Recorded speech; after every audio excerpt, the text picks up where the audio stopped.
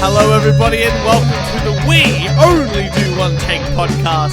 It's the only podcast in the world that is a complete shit show. I am Turch, and with me via Skype is my co-host, the CEO, back from his sabbatical. The actual CEO. The greatest detective / sleuth in the world. It is Kieran. How are you, buddy? Oh, detective / sleuth. Well, you know, we had a good time doing all that sort of stuff. On Saturday night. It was a good night. Oh, that's right. It was a murder mystery Saturday night. It was a murder mystery Saturday night. We did a virtual murder mystery, people. It sounds like you almost forgot. I was just like, fucking, I don't know what the fuck you're talking about. Yeah. Yes. No, we did a murder mystery. You certainly did. And I was certain I was going to guess the right person as the murderer. Yep. But I got it wrong. Yeah. Who did you go with? I went with the Sky, the political opponent. Yeah, same here. I ended up going with that one as well, but that was not the right answer, sadly. No. But it was and our listeners have been wondering where I have been. Where have you been? So I've been very busy. The people on Twitter know that we've been missing some episodes, so we've sort of been catching up. Mm-hmm. And I've released 3 episodes already, and they're probably going to wonder with this episode where Kath Larkin is. Yeah. And I think so where have you been, Mr. K? Oh, look, I have been doing very important CEO work, as I have to thank Jess for stepping into the acting role. She was very good. Well done, Jess. And she got the Kieran-esque. There was a lot of the Kieran. word she used. She got the Kieran-esque just about right. So very, very proud of acting CEO Jess. My favourite bit was that after the episode, she goes, "Oh, was it a great episode?" It takes me a little bit to digest it, and I'm like, "Oh yeah, it was alright. It wasn't the best episode, but it was alright." And she's like, "Oh, you come out of the room sometimes and say it's the best episode yet." I'm like, "Yeah, I have to give Kieran some hope."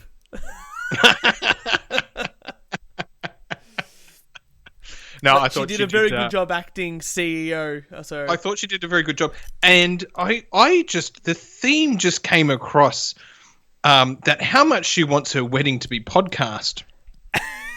You know, it was almost like she was being, Freud. I don't want you to do this means I want you to do this. That's not how consent works, Kieran. I don't know what they teach you at your university.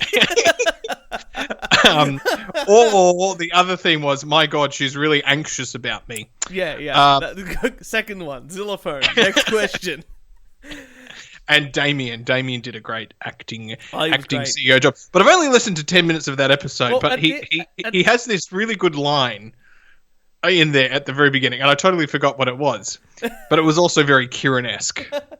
My favourite thing about my episode with Damien is that he does the research. Right.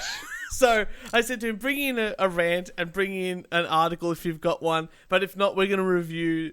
I'm going to bring in clips of this Porn Stars podcast, and we're going to review that. And he goes, "Oh, do you need me to listen to it?" And I go, "Look, you don't have to, but here it is if you want." And then on the show, or before the show when we're having a discussion, he's just like, "I listened to 3 episodes of that show." Oh, good man. And I'm like, "Oh man, I only took clips from 1." So we're gonna have to, because don't worry, I have a lot to say. So that took up a good chunk of the episode. So hopefully we hear from that porn star and her friend who do the show together, and maybe we can have them on as a guest. Oh, that'd be brilliant. That'd be brilliant. The people want to know what happened to Kath Larkin. We were meant to have a socialist come onto this podcast. I'm very proud of my work. I teed it up. I'm not sure if you know how much work is involved, Turch, in trying to tee up a guest. I've never teed up any of the guests that have come on our show. You've got to have a lot of back and forth chit chat. Yeah. You got to build the rapport and the relationship. You got to schedule a time. You got to make sure that not only do you want them to come on, but you're providing value to them. Yeah. Because it's a two-way street, you know? Yeah. It's about providing value to one another. I'm not sure if you know this, Turch. I don't know anything about value. It's a lot of it's a lot of it's a lot of work. It's a lot of work. I understand. Yeah, that's right. And so I had been doing that, and I got a message. Yeah, a message.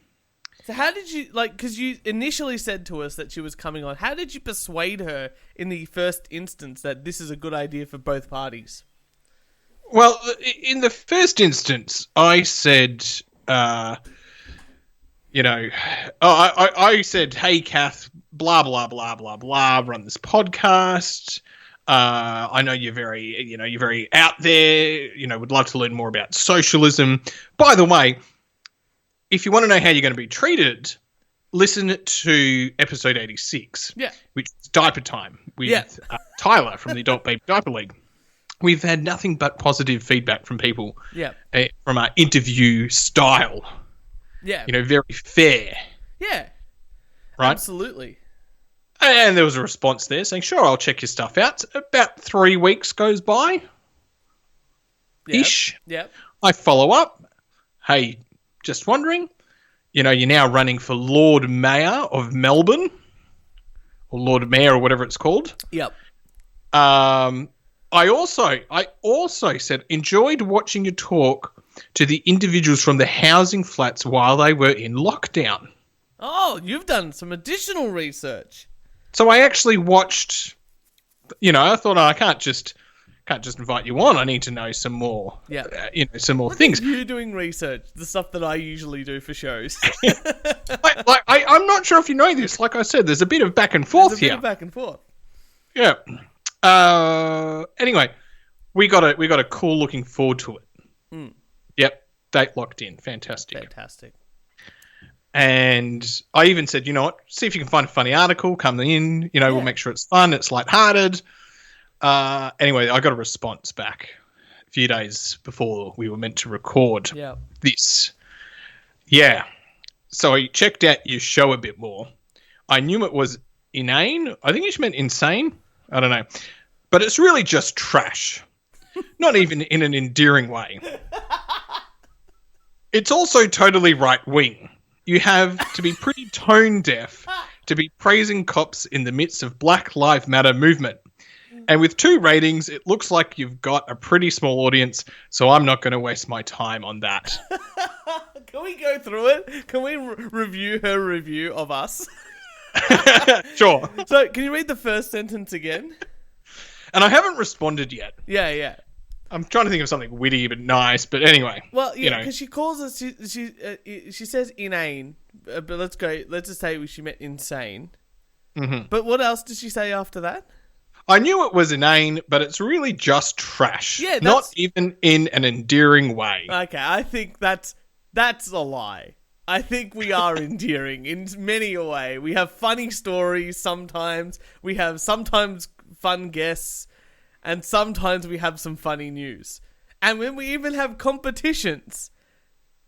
That's right, we do. We've done everything on this show. I don't think we've skimped out on anything. I feel like this is our first official, not death threat, but not rant. Hate mail. Hate mail, there we go. We finally did it. It's only taken 100 and something episodes, and we've finally got some hate mail. Apart from Karaoke Big E, which turned into the glorious thing that it is today. Okay, and then what did she say after that? I think we are a little bit endearing. I think that's very harsh. Yeah. It's also totally right wing. Okay, so the ABDL guy and the furry we just had on were both like super gay in niche communities. Mm-hmm. Super right-wing people don't talk to people like that or want to talk to people like that. And people who, 1, work for the government and 2, work at a university cannot be like super right-wing, I think. And I was trying to think about it because I'm like, I don't know, am I right wing? Well, then I thought about it a bit more, and I thought socialists are so far left that anything that is slightly not left is right. Yeah, exactly right. You're either it's like when you're in the North Pole. Yeah. Everywhere you look is south. South. Yeah. Right, doesn't matter which direction. It's all south. Yeah, if you're at the top of at the most northern point, everywhere is south. Yeah, that's what socialism is. Yeah, everything's right. Yeah. So I'm proud to say I'm more right wing than a socialist. Yeah, same. Maybe I'll change my mind if she comes on and talks about it and persuades me across. I'm happy to come across, but I think we both sit probably center, maybe center left more than anything. But I think the more thing is that we're more just libertarian than authoritarian. Well, I said it this way to a colleague. I said, I feel like federally I'm liberal, state I'm Labor. Yeah. And council, maybe Green, Labor, I don't really care, independent. Yeah. And so I might go, so basically you want to pay no tax and you want all the social services. Yeah. And I said, yes, that's exactly what I want. That's libertarianism. We're very fine about that. And then what did she say after that bit there? So apparently we're 100% right wing. We're worse than Alex Jones. Even Alex Jones doesn't care about the gays. Okay, then it was, you have to be pretty tone deaf to be praising cops in the midst of the Black Lives Matter movement. You know what? I remember you reading this to me, and I actually re-listened to that episode. And I don't think we really praised cops, more that we just talked about their unnecessary evil to our society. Yes, there are some bad things. We didn't go, all cops are good. We did not say that. We just said there's probably just as much good, probably more good than bad that they cause in society. I think that's what we were sort of alluding to in that discussion.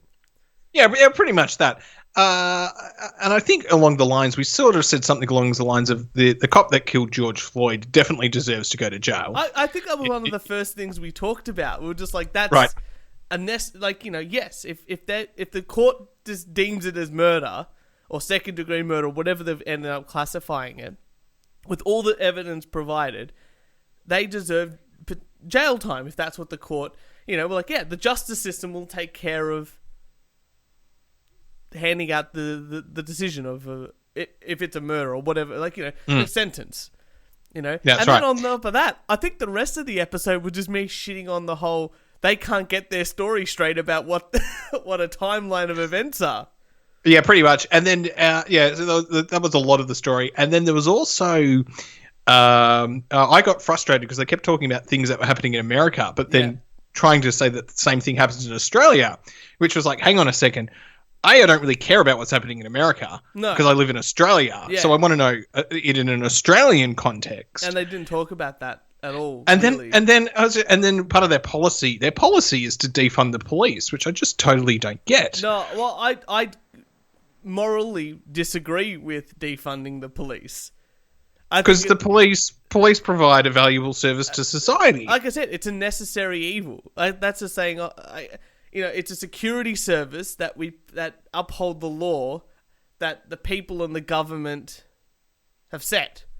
Yeah, and if you don't like the law, change the government. Yeah. Which is what they're trying to do as a party. But that's the thing, the only way you can enforce the law. So if you're a new government and you enforce a law, you need a squad of people to enforce that law on your behalf. And I've said this many times, let's defund the police, but I'm willing to pay a very small percentage of my salary each year, or each pay, into a bucket of funds that can train a bunch of people to uphold the law. And I think I can get nearly everyone in the country to put a little bit of money into that bucket to pay a bunch of people to uphold the law on our behalf.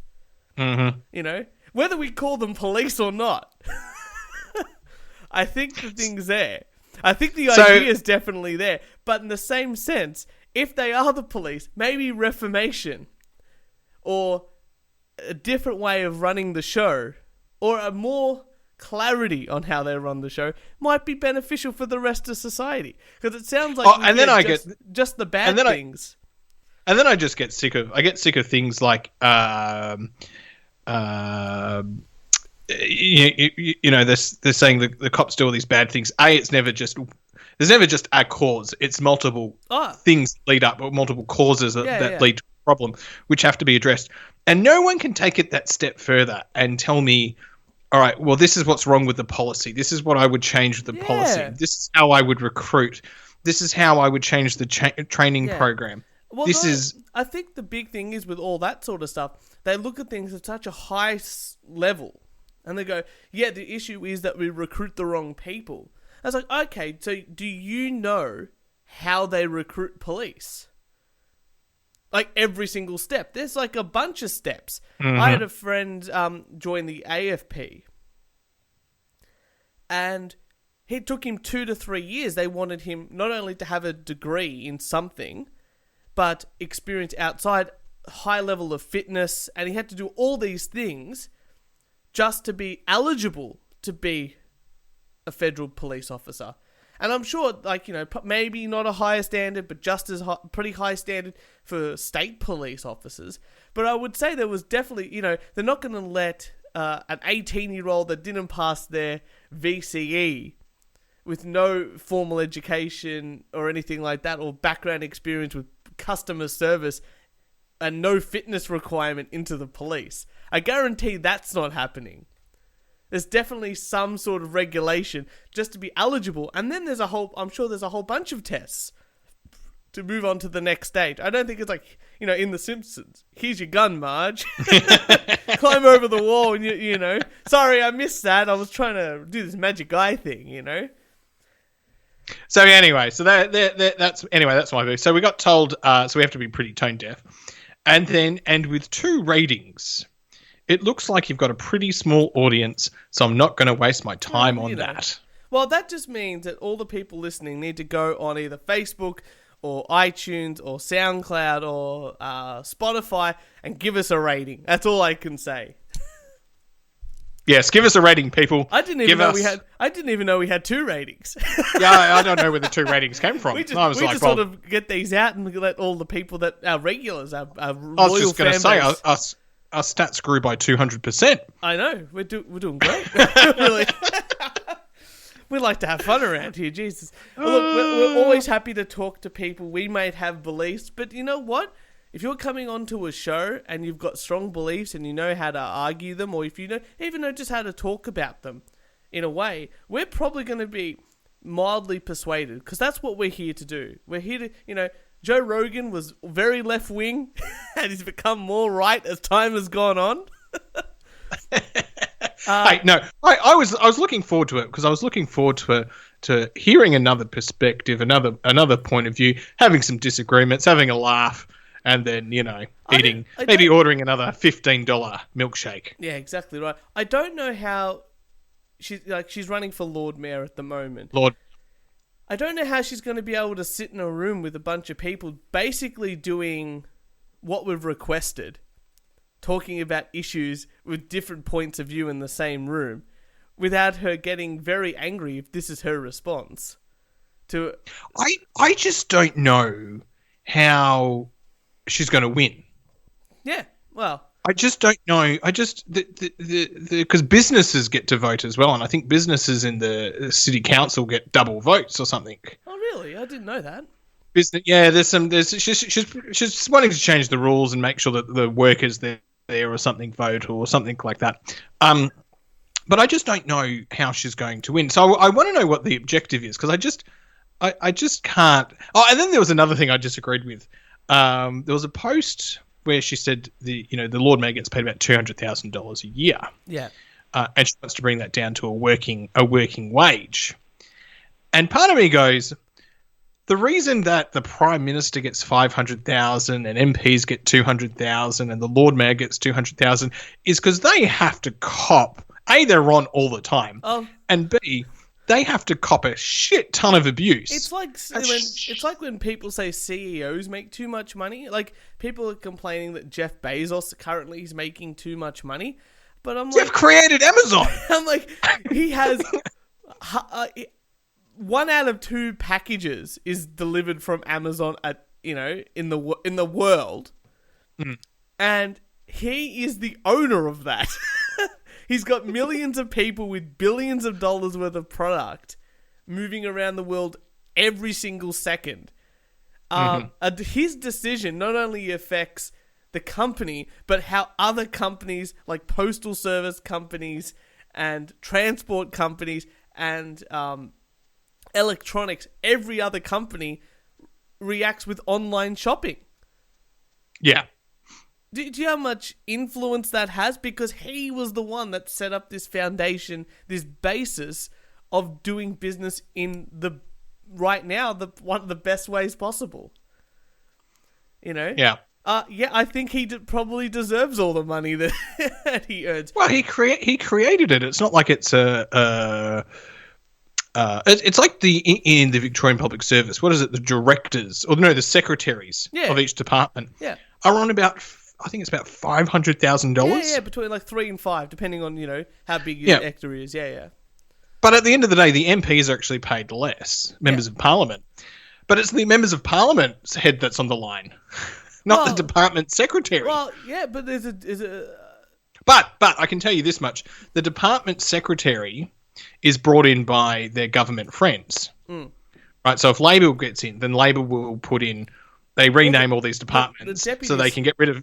The deputy secretaries are almost like the CEOs. Yeah. Of the place. And so basically, if they go over budget, or if they go way over budget, or if they make a real big fuck up, they're the first actually to go before the ministers. Oh yeah. That's the risk that they play. But it's also a political appointment, even though it's not. It is, because the new government comes in, they're out of a job. Yeah. So very common. Anyway, I'd like her to, if she could listen to this part of the episode. We're 20 minutes in, but we'll listen to this bit of the episode. Kath would still like you to come on and talk. I think that occasionally that we're pretty reasonable and we can have a joke. But other than that, we wish you all the best for the Lord Mayorship. Is that, I don't know, is it, whatever. Campaign for Lord Mayor, running for Lord Mayor. But if you need someone to look at the numbers in the finances, I know a guy. Hang on, Turch. I'm not sure if you know anything. But I've been reading this book, and I think I know a little bit more than you. It's called The Essential of Finance for Entrepreneurs. Well, welcome to Accounting 101. Why would you need an accounting degree when you've got this book? It's pretty much the same, to be honest. All right. Well, Kieran, that was a good joint rant, I feel. Yeah, do you have a rant? I do have a rant. Okay. All right. So, 2 weeks ago, when lockdown was not a thing, I went out, and one of the things that I needed to do was get my set of knives sharpened. See, your knife said to me. Don't you have a knife sharpener at home? No, I don't. Because you should get a my knife parents gave us this set of knives. They bought a new set. They passed their set on to us, but it's like $1,000 set of knives, right? Because like my mum wants to cook. They sound like good knives. They're fantastic knives. They're fantastic. I might have to try these knives next time I'm over. Yeah, well, I'll cook you and Jess. Uncle Kieran spaghetti bolognese. Oh, perfect. That's what I like to hear. You're going to beat the Turcharelli one? Jesus Christ. Here we go. No, I never said I'm going to beat. You're just going to cook it for me. All right. Yeah. And I'll use your knife. I'll chop up some onion. Well, I thought, now I better get these sharp because my mum and dad had them for like 10 years. They gave them to us because they bought a new set, when we were moving into this place. So it saves us a bit of cash. But they were a little bit blunt, but still good enough. I thought, no, I'm going to get them sharpened. I took them down to the place. $40. I got all the knives sharpened. They're beautiful, freshly sharpened knives. Fantastic. Anyway, I was cutting through... what was I cutting through? I was cutting Dweezil's dog loaf for his... Hang on a second, Where did you get the knives sharpened? From a place down in Campbellfield. So you take your knives to... Why didn't you just buy a knife sharpener? No, because the guy... Because if you get your knives sharpened properly by a professional, you don't have to do it for like 10 years. Really? Yeah. Because I'm sharpening a knife every fucking week. No. You don't need to sharpen. This is what I should be ranting about. I Yeah. should be ranting about it, having to sharpen the knives every fucking week. Yeah. You go down. I mean, I've got quality Kmart knives. Or maybe, but you know what? For a Kmart knife, it cost me like $8 a knife to get sharpened. It's probably just easier to buy a new Kmart knife. So anyway, I got them all sharpened. They're all good. Brand spanking new. Was cutting up Dweezil's dog food, like he's got the beautiful like kangaroo loaf, right? Mm-hmm. And then I cut my nail. Right. And it breaks. I don't know if you shouldn't do that. Knives should cut. Food. Knives should not cut fingers. But that's how sharp it was. It cut right through the nail and cut a little bit just under the nail, like. And that's what I'm going to rant about, the fragility of one, fingernails, and two, underneath the fingernail itself. Because injuring your fingernail, or cutting, like, when you cut your nail a little bit too short, or you clip your nail off, and it comes off, and it's like a little bit too short, it doesn't cover up everything. And it's a bit painful. And it's pain, but it's not even painful. Yeah. Like, you scab your knee, fall over, you scab your knee or whatever it is, or you scratch your arm, and it's like, it hurts for like, 10 minutes. You wipe it down, maybe put a Band-Aid on it, and you're ready to go. When you cut your finger and your nail like that too far, it hurts for like 3 days. It's like the worst pain ever. And I just don't understand why we as humans use our hands every single day for every single task. And we develop these over hundreds of millions of years of evolution. According to regular people, not flat earthers or anything like that. But we develop these beautiful things, these beautiful instruments to do fine detail work. And we learned how to we learned how to write with them, we learned how to play instruments, we learned how to do a whole bunch of things, work with technology with them. Yet, just by cutting off a little bit of the fingernail, a little bit too much, you can cause yourself days of pain. I'm so... It's almost as bad as being scraped in the ball. It is. Girls don't get that. I was trying to explain to Jess. So girls, just imagine this fingernail pain, but 10 times worse. Because the fingernail pain is there, but it's not enough for it to be a way that you don't notice it. Yeah. It's enough there but it's not so painful. No. But it's enough that it's on your radar all the fucking time. Yeah. Yeah. I was trying to explain to Jess what being kicked in the balls feels like. Or even sack tapped, and it's like it's like getting two fists and punching your kidneys. Yeah, because the pain's not in the ball. No, the pain's not in the balls at all. It's like in the two sides of the stomach and the kidneys. Yeah, and I don't know why the balls affect the kidneys in that way. Like, I understand. We need to get a doctor on this podcast. Well, you are a doctor. A medical doctor. Not a fake doctor. I'm going to sample that clip and use it forever. But, it's like getting punched in the kidneys by, two strong blokes who are using their preferred arms on both sides of your body. It's so painful. But it's like getting punched again, because then you try to move to the side when you got sack tapped or your balls hurt. And then suddenly it still hurts. It's like feels like it gets punched a second time until it slowly fades away.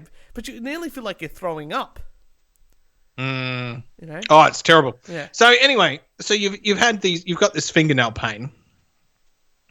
I'm okay now. Okay, it's been good. 3 or 4 days. I'm over it now. The nail has grown over the cuts. You don't need to go to hospital. No, we're good. Do you need a care pack? How did Jess look after you? Why didn't you let me know as CEO? we have a compassionate policy here at the We Only Do One Take podcast. I know, and I did all this work and got all these episodes out. I'm taking you're editing the show as well. Yeah, okay, that's fine. Well, Kieran, do you have a rant for us? No, I don't, but I've got some news stories. Oh, let's do it. Let's do the news. Oh my god. By the way, if anyone wants a pumpkin, let me know. Oh, why didn't you just cut it up and roast it up, or? Oh, Turch, I'm not going to do that. It's good. It's a whole pumpkin. What? You got 3 blokes there. We don't eat pumpkin. Oh, put some. What is wrong with you? Put some potato. Look, you got 2 Irishmen with you. Just put some potatoes with it, and roast them up. They'll eat them. They won't even notice the difference. A whole pumpkin? No, please. Pumpkin lasts ages in the fridge. You'll be right. Oh, it hasn't even been in the fridge. It's. We got this pumpkin. And then lockdown happened, and then it never got to the person that it was meant to go, and it's just been sitting in the kitchen.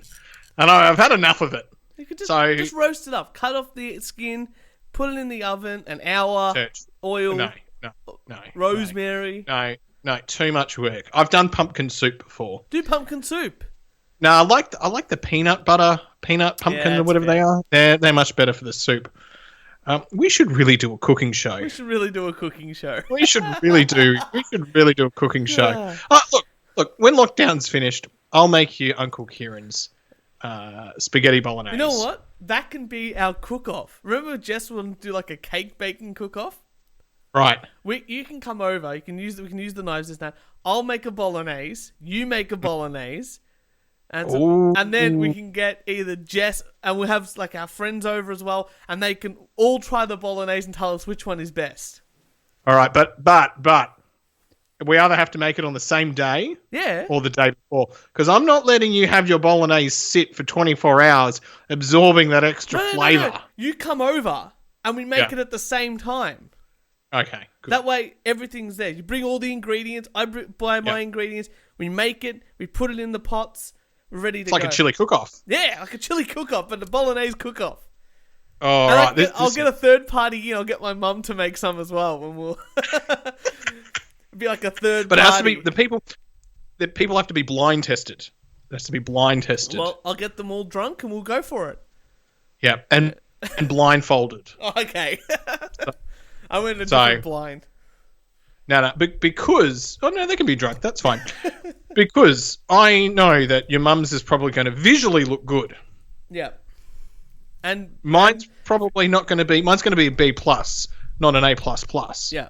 But taste-wise, mine's going to be off the fucking chart. Oh, well, we'll see when you cook up your bolognese. What can I say? Anyway, Kieran, what's some news? You got some news for us? I do. You're an Android man. I am an Android man.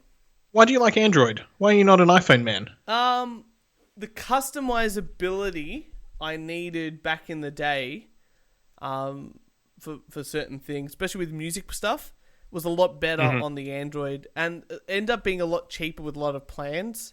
So I could get more data and stuff like that with just a very similar type of phone as an iPhone, but for like $20 a month cheaper.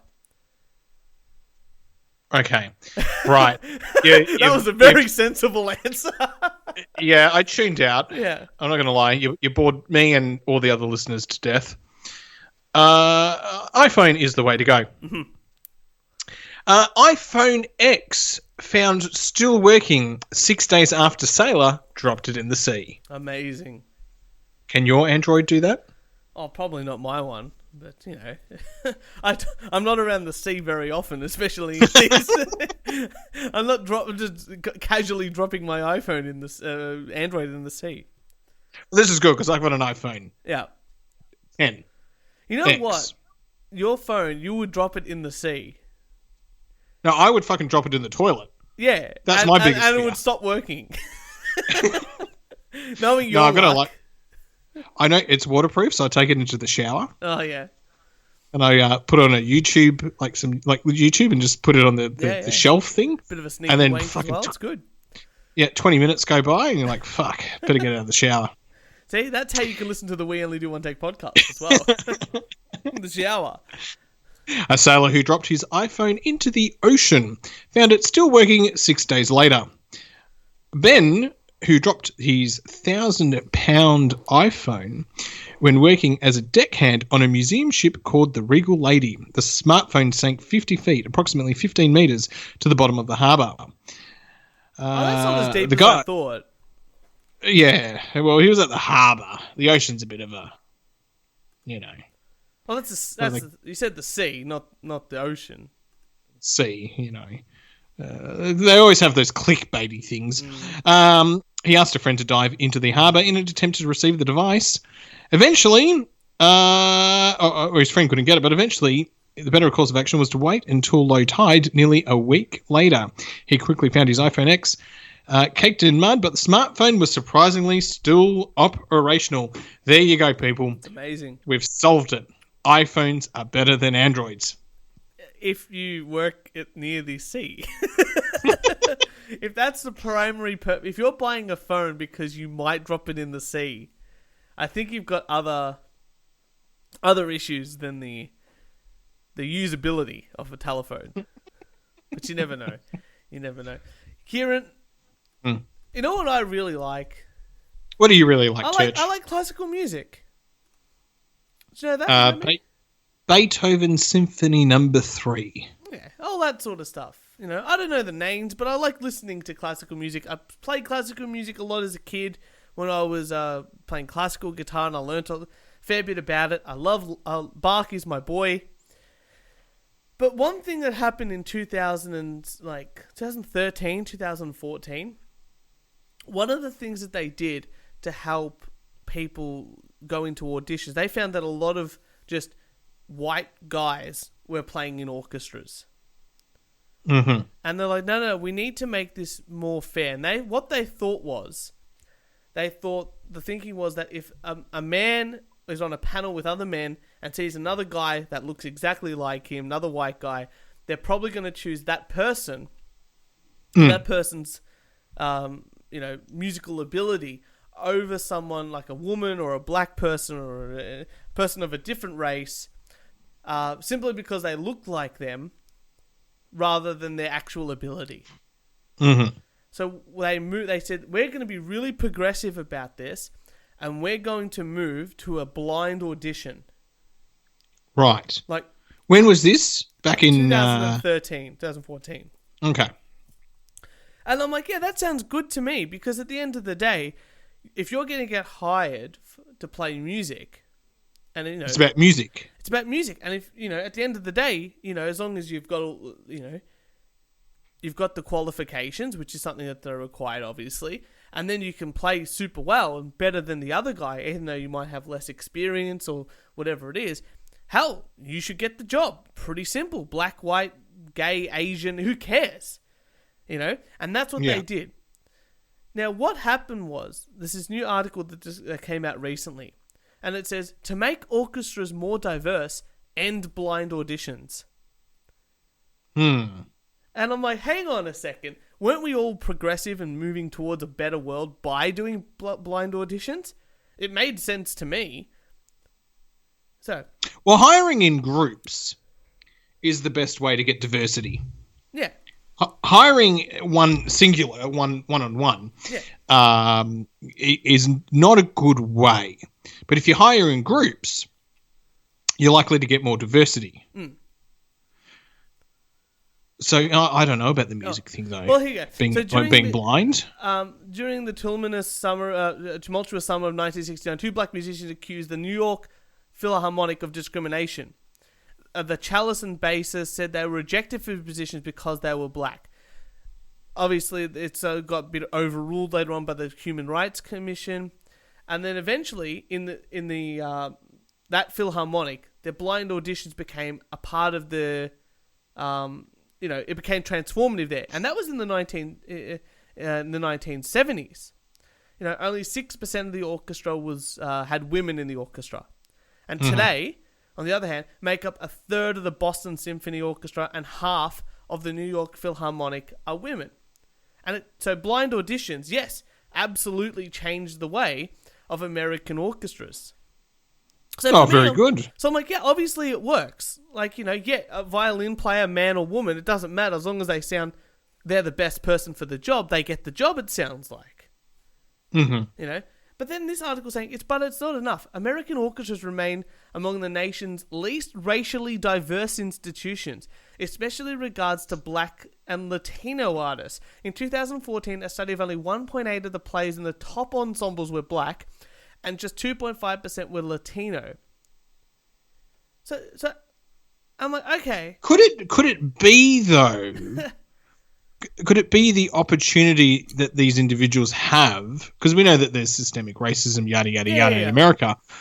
The opportunity they have growing up playing a musical instrument. Well, I think okay. And the musical instruments provided at schools. Well, let's go. Let's just take it back even one step further. One, if let's just say they did have that opportunity to be a violin player, black guy violin player, black woman violin player, whatever it is, and they become the best, they should have overwhelming, that overwhelmingly should be the person that they hire. I mean, even with a blind audition. But I think I was going to go down the exact same route that you are. Okay. Has the black community has no real connection to classical music. It's a very white Western thing, and even like the Asians are sort of taking it on board with the classical piano and stuff like that. But it's not really been something that black people or Latinos have really had any cultural identification. It's been more of a Europe.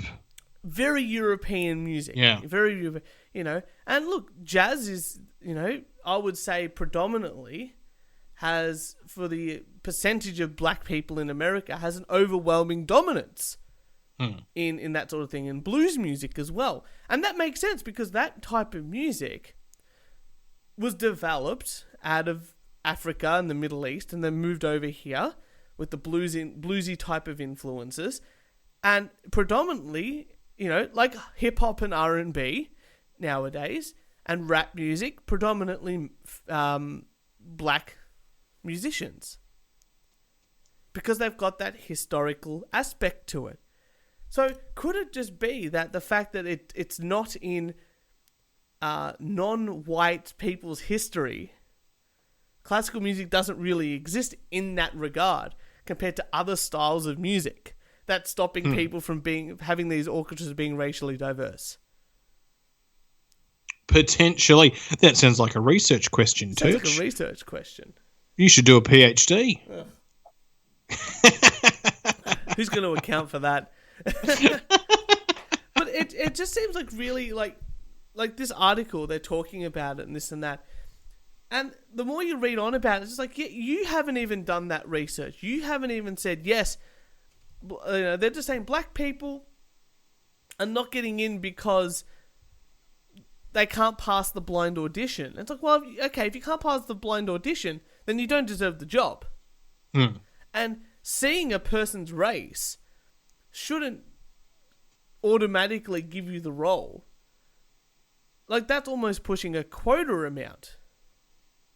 Yeah, it should just work because it works. It works because it works, And there might be other reasons. And it obviously works because they've seen other places have like a 30 to 50% ratio of women in their orchestras. And again, there might be some sort of connection that women don't have with classical music in compared to other styles of music.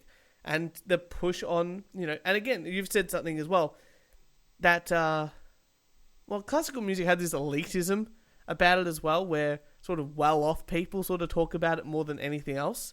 I still think it has the elitism today. Oh, it absolutely does, And I know people that have gone to jazz music schools, like performance music schools, where they teach jazz, rock and roll, blues, all that sort of thing. And the people that go to, like, formal, still both university level. Like, you've got a friend that did the jazz route, and he's an amazing jazz drummer and musician like that. And I know guys that went to the, the proper, prim and proper, universities and studied music there. And they do classical music.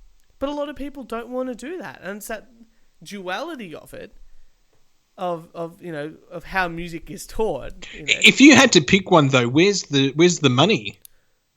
I would say within the performing. So not even in classical or jazz or... Well, the jazz... So the universities sort of... from my knowledge anyway, I didn't study music at a university level, but they sort of go, the classical world sort of teach you classical music.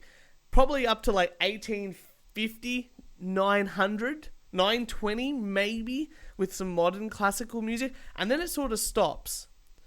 And then the other side of the coin, the modern music. Let's just go with that term. It's a very broad term, but start to teach maybe from that 1920 place. But instead of going into the avant-garde classical way or modern classical music, they don't go Edgar Varese or anything like that. They go, okay, we're going to go down the route of the introduction of the blues, or we're going to go down the route of rock and roll or funk or jazz, and develop that sort of aspect, into the modern music that we have today, into modern rock and roll, into heavy metal, but they sort of stop at a certain point as well. I mean, they don't really teach, Guns N' Roses at a music school.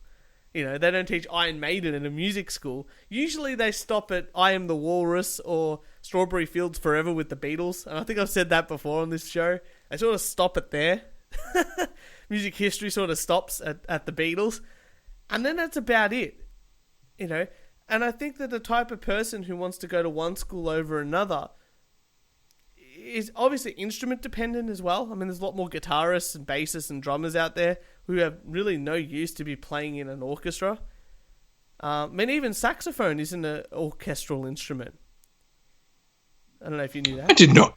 No, I did not know that. No, it's basically just violins in that family. It's a violin, viola, cello, double bass. Piano, obviously, but not all the time. Percussion. Trumpet, that one. Yeah. Trumpet, French horn, trombone. And then I hear the French horn's really hard to play. It's pretty tricky. And then clarinet, oboe, bass oboe, flute. Oboe.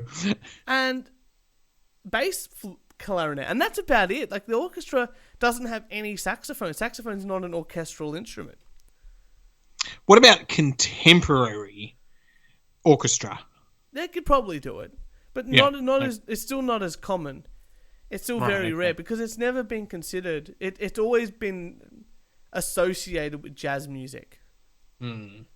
Is jazz sort of like I'm not sure if this happens in the music world. Yeah. But is jazz sort of we don't do jazz, we do classical? Yeah, it's sort of a bit of both. So the classical world is very much. You're a sellout if you've done jazz. Nah, it's interesting. Classical musicians. I've got it. I've got it. Feel things differently. Sydney is classical. Melbourne is jazz. I don't know. Maybe. It's interesting when you talk about What I'm saying is Sydney people are uptight. Melbourne people are fun and laid back. Maybe. It's interesting. I'll say the biggest thing between jazz musicians and classical musicians is reading. I found the biggest difference when they read odd time signatures or music in odd time signatures, because jazz musicians or modern musicians will try and feel the rhythm and count it out and do this and that.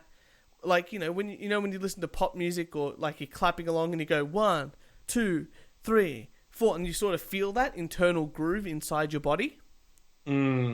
Classical musicians almost read they almost read the sheet music as if they're just playing the notes with the values that they have. Instead of having things blocked up into bars, they sort of just read. Yeah, but that's why they have the clicky thing, the metronome. The thing, yeah, that one. Yeah, kinda. It's sort of like the metronome. I think is more felt with the keeping the consistent internal groove with modern musicians, whereas the classical world, because the conductor can start speeding up and slowing things down automatically, or as you play a part of the notes or part of a phrase. If I had to be anything, I'd play the triangle, or I'd be the conductor. Because I feel like the conductor doesn't really need to be there. The conductor absolutely needs to be there. Oh, come on. They've got the sheet music in front of them. Yeah. And it's blank when you don't play. And then the note comes up because you count 4 seconds or whatever. And then you play that note. The difference is... why do they... Like saying, other musicians don't need a conductor. That's like saying you're going to give all the actors a script. Uh-huh. And they just have to read the lines. The director tells them how to deliver those lines. But on the night of the performance, the director's not there telling them what to do. Yeah, they stand in front. They're conducting. The director. Or on set. Yeah. Absolutely. When you go to performance, they should have rehearsed it enough that they don't need the conductor. Why is the conductor there? The conductor is still there because music is live in a sense that they're that might change the way that they're feeling the music on the night might change.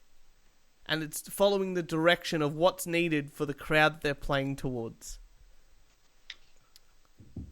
Right, okay. Okay, when you used to see my cover band, right? Yeah. We had a set list, and I was the musical director. And sometimes I would play a song, and what was I? Sorry? What was I? You were just in the crowd having a good time. The drinking director? Yeah, drinking director. Exactly right. Drinking. Okay. So I was like, you're dancing, having a good time, singing along to a song, and we were going to go into the next song, and I would turn to the band and go, no, the next song is not going to suit. Like, we've done all this rehearsal, planning, organisation. We're going, that's going to be the next song. And we're playing, and they go, the next song is not going to be that because the crowd wants to continue this type of feeling. And we're going to stop we're having a good time. Don't change it. Exactly. Mm-hmm. And the band just goes, yep, okay, but they need someone directing to tell them that. They can't automatically all think the same thing at the same time. Got it. But why do they have notes in front of them then? To make them play the right notes. But they can't just change the notes. The song goes on for fucking 40 minutes. No, but or is it breaking down into like subsections and the guy can change it? Nah, the notes, the sheet music is there because it's 40 minutes. It's hard to remember 40 minutes of when to come in and counting and all this sort of stuff.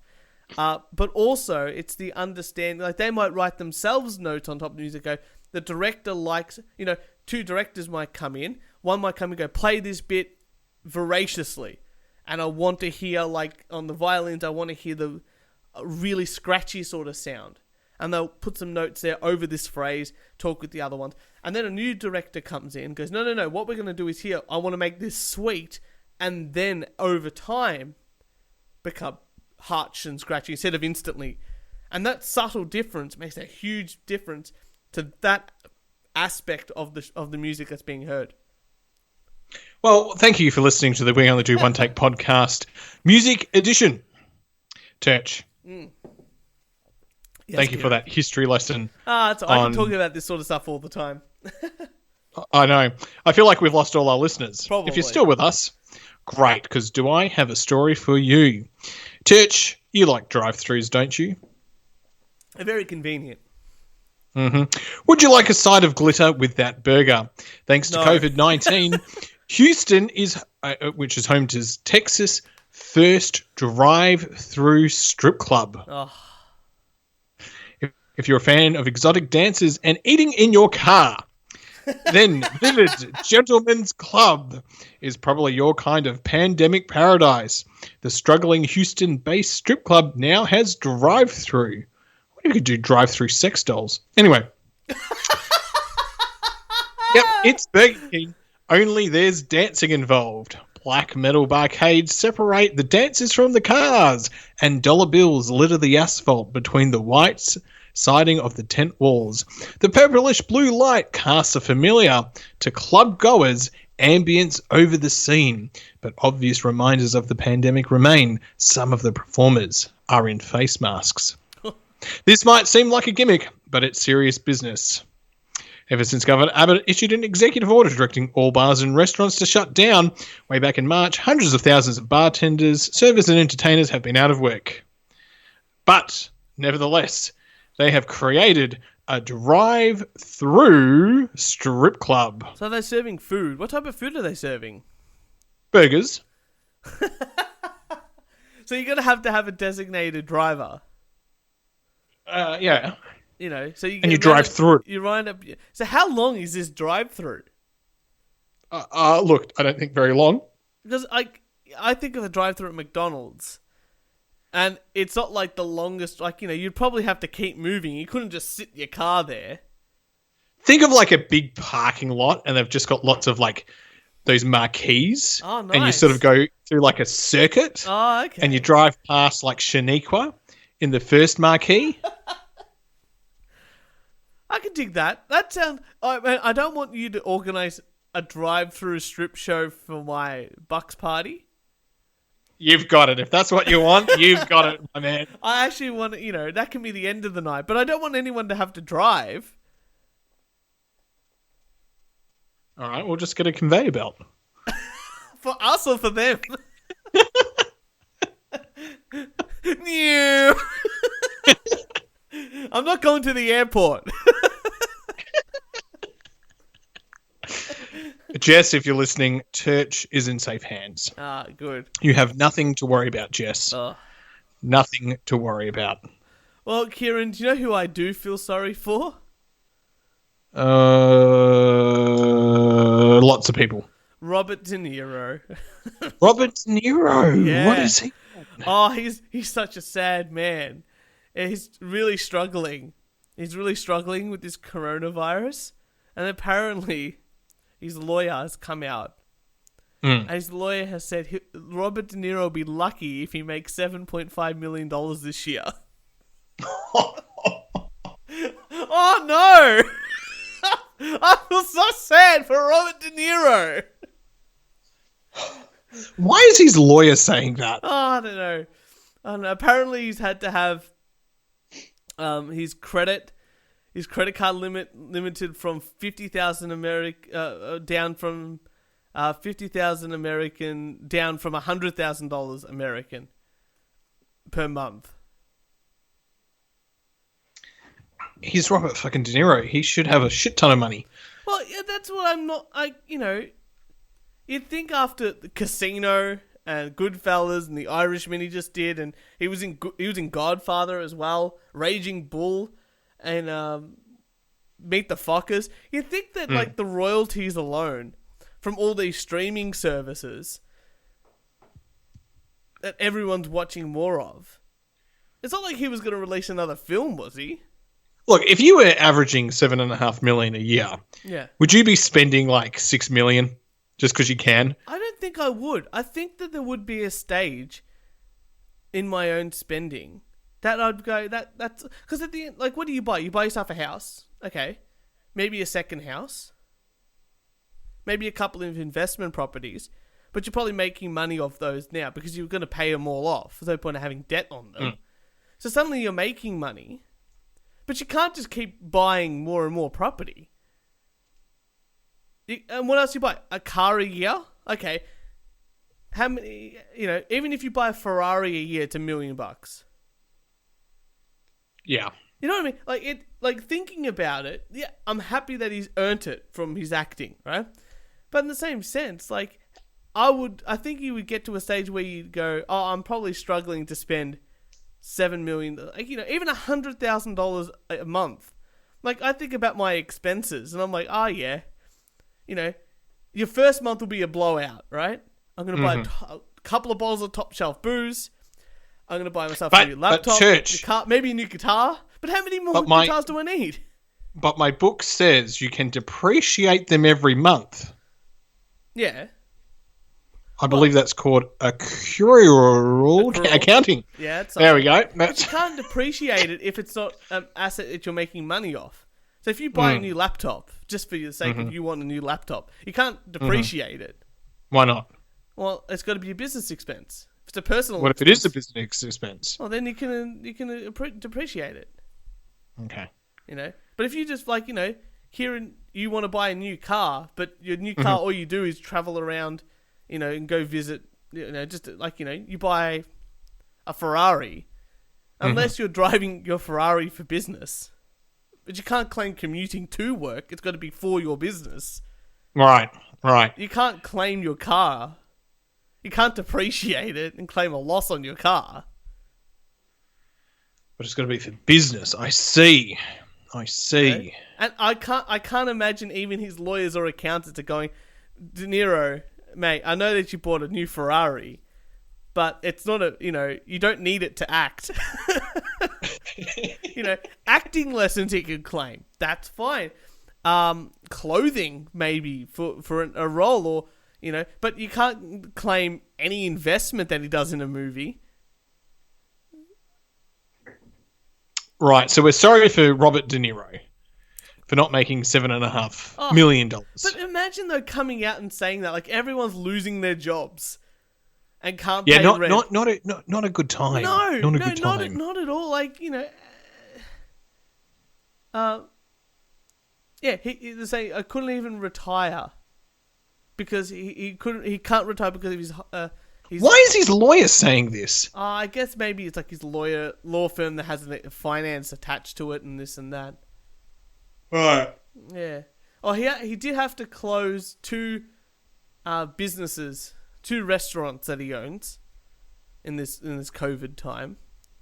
Yeah, but everyone who owns a fucking business has to close the restaurant. But that's what I'm saying. Oh no, Robert De Niro is only going to make $7.5 million. He's lucky that he's got all this other extra cash and assets. He's had to lose 2 businesses. That's fine, but that's not even his primary. That's like That's just fun. That's just fun for him. That's just, I've got a restaurant, let's go to my restaurant. Yeah, exactly right. I'll take this Hollywood producer. Come on, boys, we're going to go down there. Everyone, it's like the mafia down there for him. Yeah. I don't feel sorry for Robert De Niro. He doesn't have a Kickstarter, does he? If he does, I hope no one, I hope no one gives him money, Right.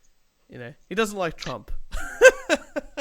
He's still going to fist fight Trump, apparently. Well, I'm not sure whether Trump's going to win. No, well, Kanye West is there now. But yeah. I was certain Trump was going to win again. I still think I think that he's still clear for this one. Oh, I've got to read more. I'll have more of an opinion next podcast. The only thing I can say is simply because I don't think Joe Biden has had the optics. As he's just been so invisible during this whole thing. But it could be a postal vote. Yeah. And a postal vote changes everything because they're not voting on a Tuesday when people at work can't get time off to vote. Mm. Yeah. I think that's where I can't figure it out. If it's a postal vote, it changes the whole thing. Postal vote, you can rig it more. So, anyway, Turch. Anyway, Kieran, I think that's enough for tonight. Well, just quickly, want to end on this one. You, like me, you're terrible at spelling. Yes. And in fact, Noel found out the other day that I was dyslexic. Yeah. Right, and I kid you not, he was like, really, are you dyslexic? I'm like, yeah. He had this moment of, oh my God, I'm so sorry for making fun of you. I just thought you were a bad speller. Well, you are. That's beside the point. Yeah, I know. He just had this moment of like, I'm an arsehole. I'm like, yes, you are. A man faked death to avoid jail, but a typo gave him away. Oh, how did that happen? A US criminal defendant tried faking his death to avoid a jail sentence, but the phony death certificate his lawyer submitted had a glaring spelling error that made it a dead giveaway. For fraud, prosecutors said. Robert now faces 25 years in prison, in addition to the pending sentences for early guilty pleas. It's amazing what he did, but what did he spell wrong, Turch?